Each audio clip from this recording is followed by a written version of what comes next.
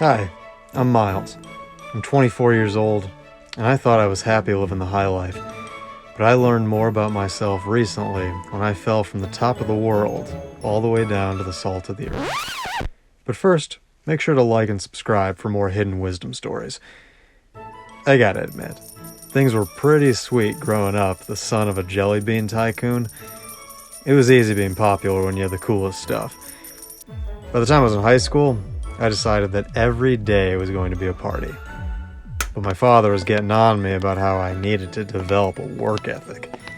He wouldn't shut up about how he grew up with nothing or used to play in the dirt or whatever. He started working when he was only 15 and blah, blah, blah. I'm proud of the old man coming from nothing and all, but I can't change the fact that I didn't. I only lived the life that I was given. No different than anybody else.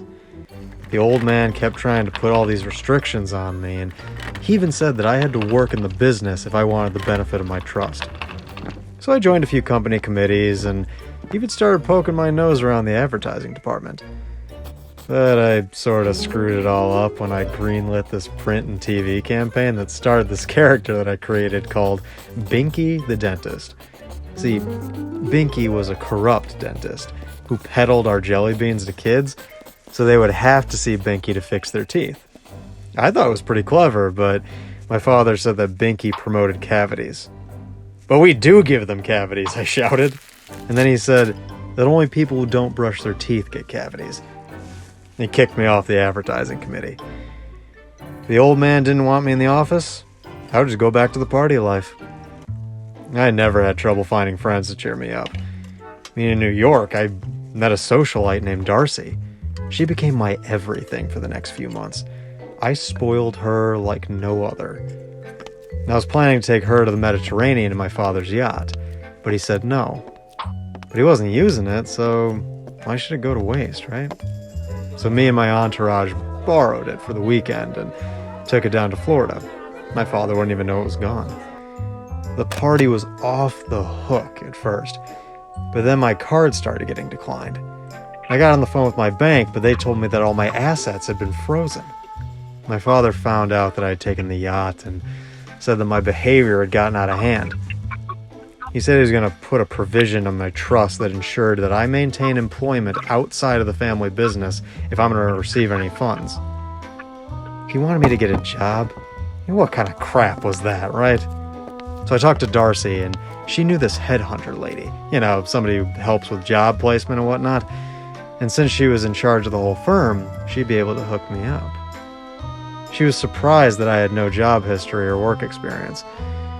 And when I showed her the Binky the Dentist campaign I created, she advised me that maybe I should stay away from marketing. I was beginning to think she wouldn't be able to help me. But then she called me with an offer. It was with the State Department of Corrections, and I was back in business. Not only would I get the job salary, but my trust was going to start up again too. So I bought a nice new suit. But when I showed up to the address and met with the hiring manager, he asked me why I was wearing a tie. I told him I was dressed to impress. But he hands me a mop and told me to start with the toilets.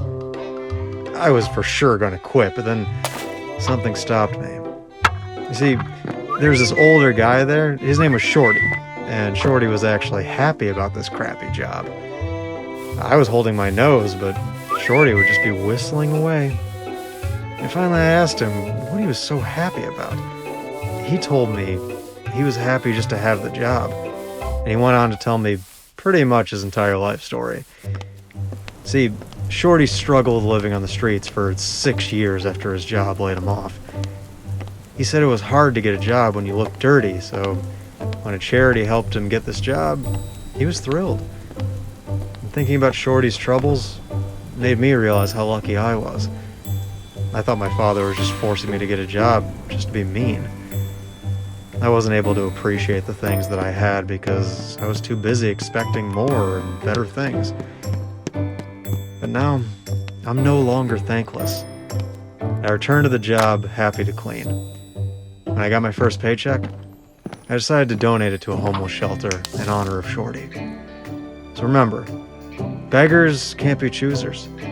So be thankful for what you've got out there. You never know when it'll be gone. Have you ever taken something for granted? Tell me about it in the comments. And don't forget to like and subscribe for more hidden wisdom stories. Remember, when you share our stories, you're sharing wisdom.